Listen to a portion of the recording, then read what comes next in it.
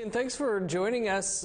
What can you tell us about the 9 of the 94 calls to action that have been implemented?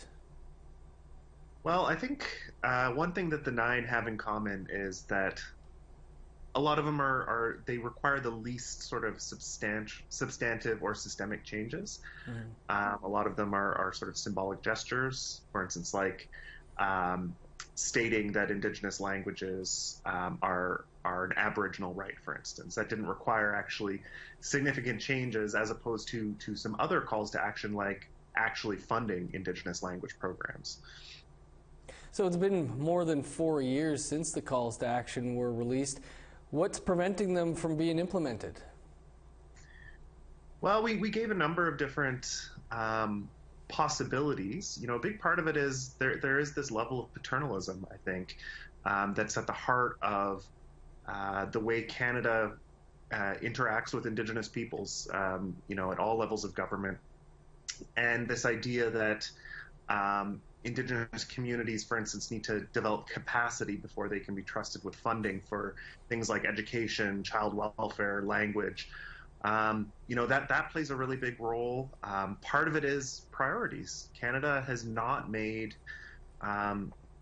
actually implementing these calls to action a priority. And we can see that in recent cases around child welfare of Canada, refusing to pay what is required of it from the Human Rights Tribunal. And part of this is because it sees the public interest as being different than the interests of Indigenous peoples. At this rate, your analysis finds it will be another 38 years before the calls to action are implemented. What has to happen to speed up that process?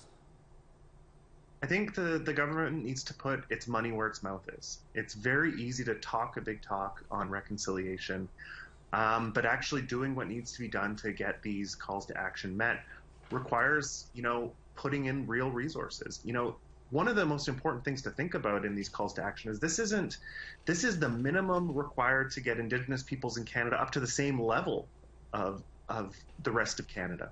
These are the minimum required. And so this needs to be a major priority. And yes, it's going to cost money. And yes, it's going to require real substantive and systemic changes. But this is the bare minimum at this point. And I think this is something that's really important to remember when we think about the calls to action.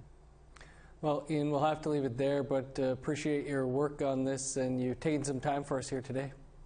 Thank you so much.